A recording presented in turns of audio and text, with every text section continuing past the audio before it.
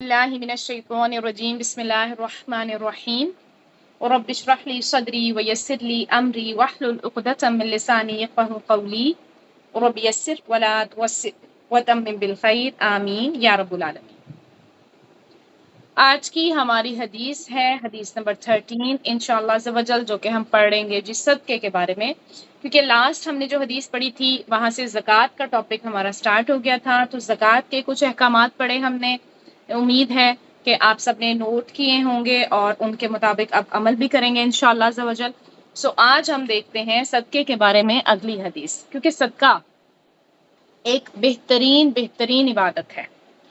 क्या है? सबसे पहले अन अबी हुरैरा रज़ियल्लाहु अन्हु अन नबी सल्लल्लाहु अलैहि वसल्लम क़ाल, अबू हुरैरा रज़ियल्लाहु तआला अन्हु से रवायत है, वो कहते हैं कि आप सल्लल्लाहु अलैहि वसल्लम ने फरमाया, या निसा अल मुस्लिमाती, ए मुसलमान औरतों, ला तहक़िरन्ना, ना तुम क्या करो, हकीर मत समझो, जारतुल लिजारतिहा वलौ फिरसिना शातिन, ए मुसलमान औरतों, कोई औरत अपनी पड़ोसन के लिए बकरी के खुर यानी उसके जो पाए होते हैं, ये तो अब सब बहुत अच्छे से वाकिफ होंगे क्योंकि अभी लास्ट डेज में आप लोगों ने पाए अपने हाथों से पकड़े भी होंगे, कुछ लोगों ने पकाए भी होंगे, कुछ लोगों ने किसी को सदका भी दिया होगा।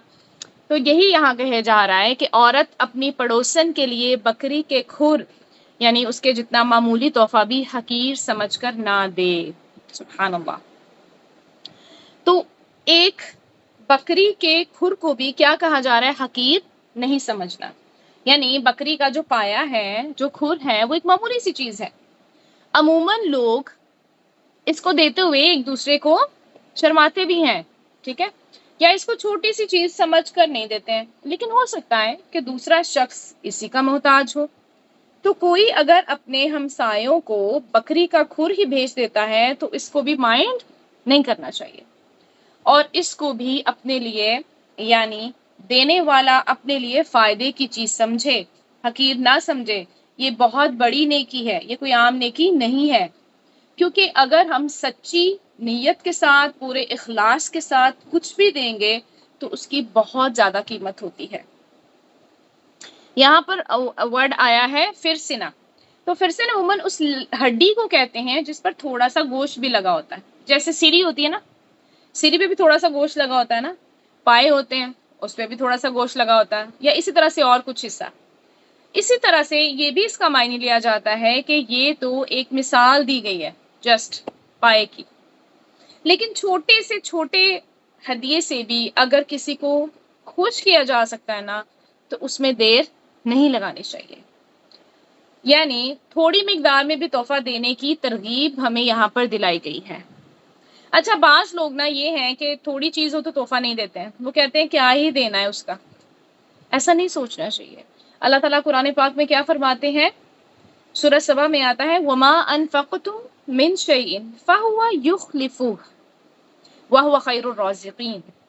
और तुम जो कुछ भी अल्लाह की राह में खर्च करते हो वो इसका बदल अता फरमाता है। सुभान अल्लाह। और वो सबसे बेहतर रिस्क देने वाला है। तो जब हमारा रब हमें कह रहा है कि खर्च करो, जो भी खर्च करोगे, छोटा हो बड़ा हो, उसका बदला जरूर मिलेगा, तो फिर हम क्यों शर्माते हैं, क्यों घबराते हैं, अपनी अना का मसला क्यों बना लेते हैं? जो हमारे पास है, जैसा है, अगले को सूट कर रहा है नहीं कर रहा, हमें देना सूट कर रहा है ना, हमने देना है, और हमने अपने रब की रजा के लिए देना है, लोगों को दिखाने के लिए नहीं देना है। एक और जगह सूरह बकरा में अल्लाह ताला फरमाते हैं, वमा तुनफिकू मिन खैरिन फलिअनफुसिकुम, और तुम जो भलाई भी खर्च करते हो वो तुम्हारे अपने ही फायदे के लिए है।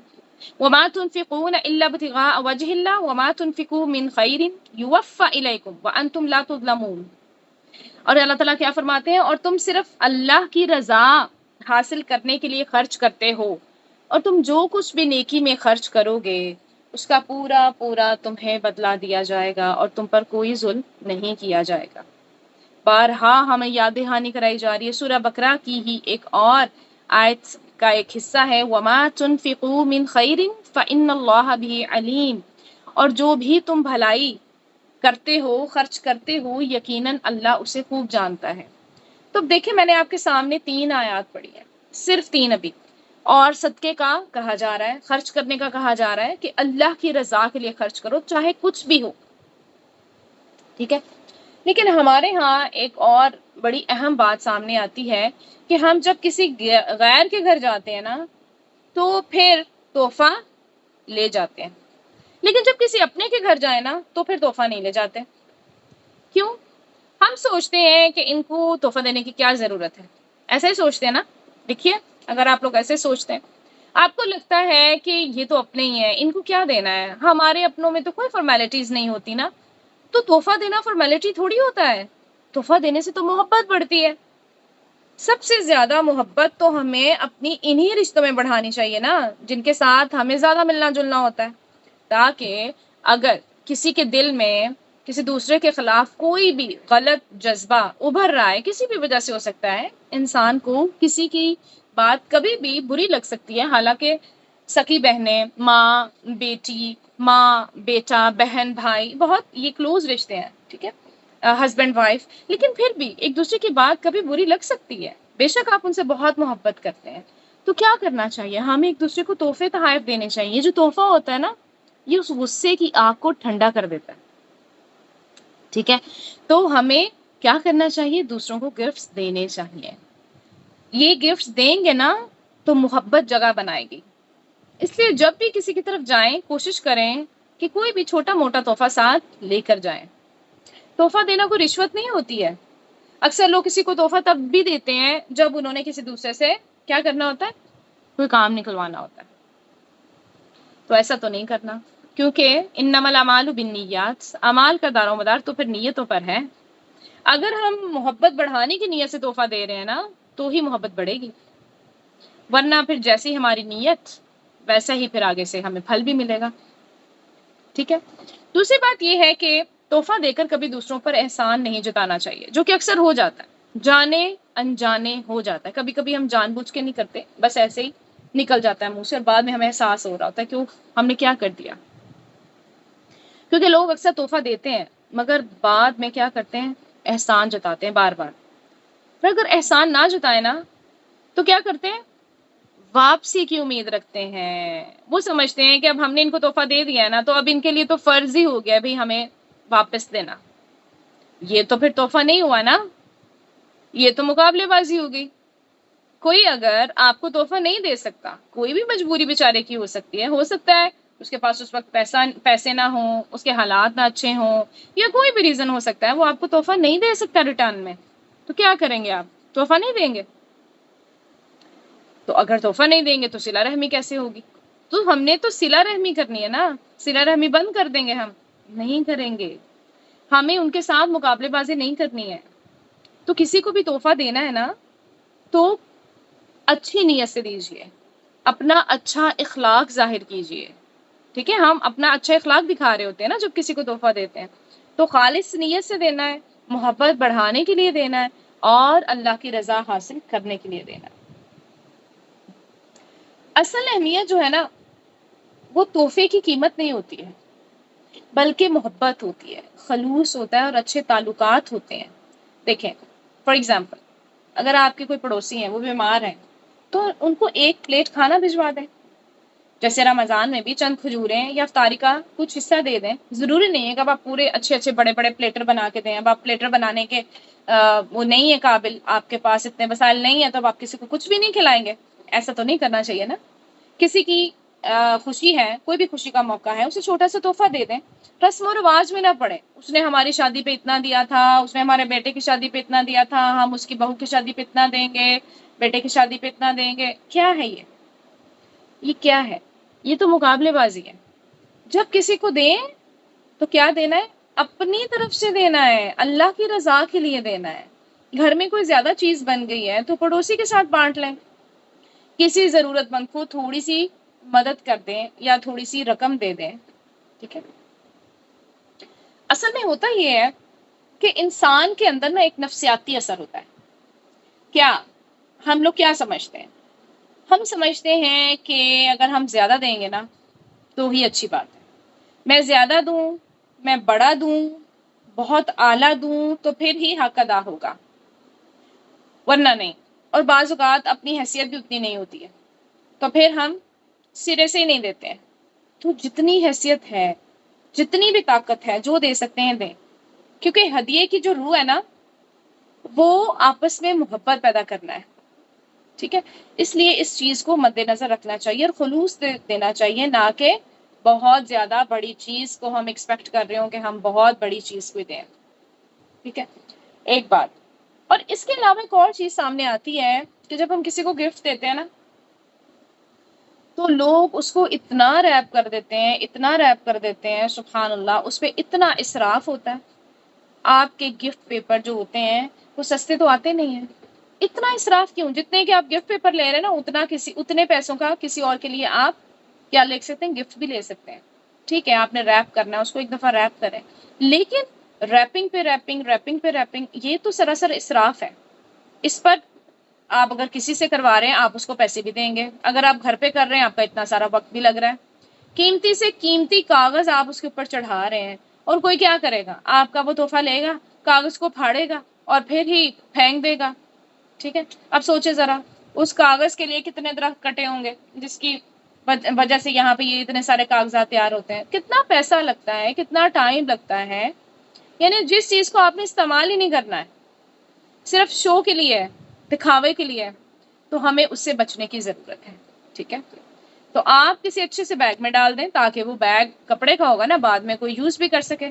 ٹھیک ہے، پہلے زمانے میں کیا ہوتا تھا، لوگ رومال بناتے تھے اور ان پر وہ کچھ میناکاری وغیرہ کرتے تھے، اور اس کے اندر پھر لوگوں کو تحفے لپیٹ کے دیتے تھے. بڑی محنت کا کام تھا، لیکن ایٹ لیسٹ چلے وہ کپڑا کہیں یوز تو ہو جاتا تھا. اب تو کاغذ سیدھا باسکٹ میں جاتے ہیں. ٹھیک ہے، تو ہمیں کیا کرنا ہے؟ ہمیں تحفہ تو دینا ہے، لیکن اچھے طریقے سے بھی دینا ہے. اس پر اسراف نہیں کرنا، سب کا خیال رکھنا ہے، سب کے وقت کا خیال رکھنا ہے، سب کے پیسوں کا خیال رکھنا ہے. اور اس کے علاوہ اب یہاں پر زیادہ تر کیا چلتے ہیں؟ پلاسٹک بیگ ہے. ٹھیک ہے، اب پلاسٹک بیگ میں جب ہم ڈال کے دیتے ہیں، اس کے بعد اللہ اکبر، اس کے اوپر پھر سے وہی ریپنگ اور کاغذ اور ڈیکوریشن اور پتہ نہیں کیا کیا. تو ہمیں ان سارے لوازمات میں پڑنے کی ضرورت نہیں ہے. تحفے کی اصل روح اس سے ختم ہو جائے گی، اس کا اصل مقصد جو ہے وہ چینج ہو جائے گا. کیسے؟ کبھی تو آپ اس پر منافقت کا خول چڑھا رہے ہیں. ٹھیک ہے، کبھی آپ اس پہ دکھاوے کا خول چڑھا رہے ہیں کہ آپ کا تحفہ دیکھنے میں سب سے زیادہ خوبصورت لگے، تو دکھاوا آ گیا نیت میں. کبھی آپ اپنے آپ کو دوسروں سے بڑا ثابت کرنے کا ایک خول سا چڑھا رہے ہیں. تو اگر ان سب چیزوں سے بچنا چاہتے ہیں نا، تو اپنی زندگی کو بھی آسان بنائیں اور دوسروں کی زندگیوں کو بھی آسان رہنے دیں. کیونکہ جب ایسے بھاری بھرگم لوازمات کر کے ہم کیا کرتے ہیں، دوسروں کو آگے تحفے پیش کرتے ہیں نا، تو وہ بھی پریشان ہو جاتے ہیں. اور اگلی دفعہ وہ تحفہ دینے سے پہلے 1000 بار بیچارہ سوچتا ہے کہ انہوں نے تو ہمیں اس طریقے سے تحفہ دیا تھا، پتہ نہیں اب ان کو کیسے پسند آئے گا. ہم تو اس طریقے سے دیتے ہیں، اتنا سادہ سا طریقہ ہے، پتہ نہیں ان کو اٹریکٹ کرے گا نہیں کرے گا. تو کیوں ہم دوسروں کے لیے مسائل کھڑے کر رہے ہیں. ٹھیک ہے، پھر اسی طرح یہ کہ کسی کو تحفہ جو ہے نا، وہ اس کی ضرورت کی چیز بھی دی جا سکتی ہے. ٹھیک ہے، جیسے ابھی ہم نے ذکر کیا کہ آپ کے ہمسائے کو کھانے کی ضرورت ہے، تو آپ کھانا بھجوا دیں. ٹھیک ہے، گھر میں آپ اپنے بہن بھائیوں کو کوئی چیز گفٹ کرتے ہیں، ہسبینڈ وائف کو کرتا ہے، وائف ہسبینڈ کو کرتی ہے، پیرنٹس کو کرتے ہیں، پیرنٹس بچوں کو کرتے ہیں. تو ہمیں ان کی ضرورت کی چیزوں کا پتہ ہوتا ہے کہ یہ اس کی ضرورت کی چیز ہے. تو ہمیں چاہیے کہ ان کی ضرورت کی چیزیں ان کو دیں، تاکہ اس گفٹ کی ان کو ویلیو ہو. یہ نہیں ہے کہ بس اس کو وہ شوکیس میں لگا کے تو چھوڑ دیں اور آتے جاتے بس یاد ہی کرتے رہیں کہ ہمیں فلاں نے دیا تھا، لیکن وہ استعمال کے قابل کوئی چیز نہ ہو.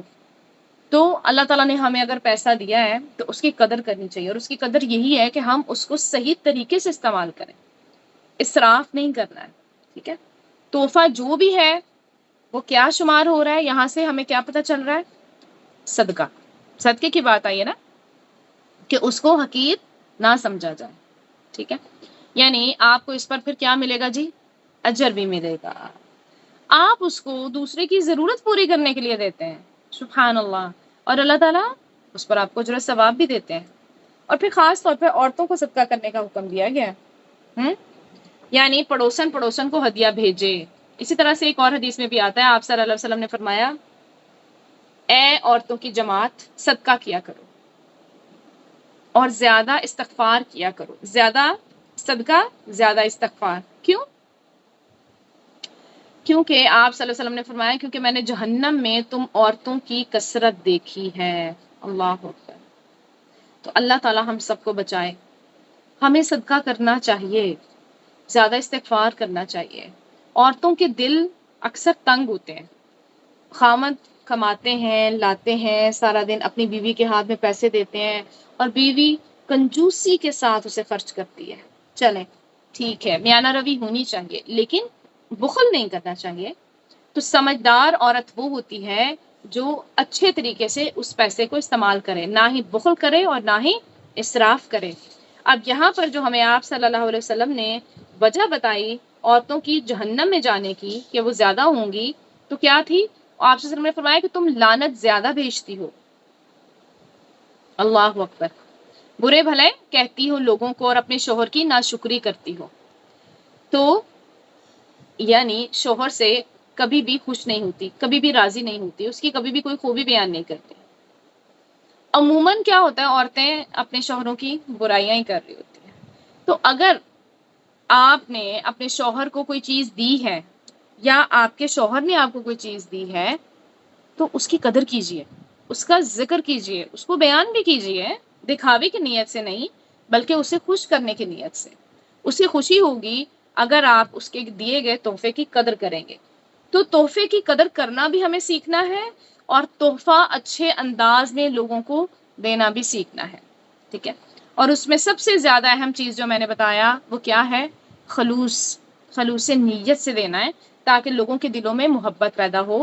اور اس کے بعد ہم نے یہ بھی دیکھا کہ کیا کرنا ہے، جو ظاہر ہے نا اس کا وہ بھی اچھا ہونا چاہیے. ٹھیک ہے، اس پہ اسراف نہیں ہونا چاہیے. تو حاصل کلام ہمارے پاس کیا ہے جی؟ کہ چھوٹی نیکی کو بھی آپ نے معمولی نہیں سمجھنا. پڑوسیوں سے اچھے تعلقات رکھنے ہیں انشاءاللہ عز و جل. تحفہ دینے میں شرم محسوس نہ کریں. اللہ تعالیٰ نیت اور اخلاص کو دیکھتے ہیں، چیز کی قیمت کو نہیں دیکھتے. اس لیے آج کے دور میں اگر کوئی شخص صرف ایک چاکلیٹ بھی دے دیتا ہے نا، ایک پھل بھی دے دیتا ہے یا ایک پلیٹ کھانا بھی دے تو محبت سے دے اور لینے والا بھی اس کی قدر کرے، تو ہی ہم اس حدیث پر عمل کر پائیں گے انشاءاللہ عز و جل.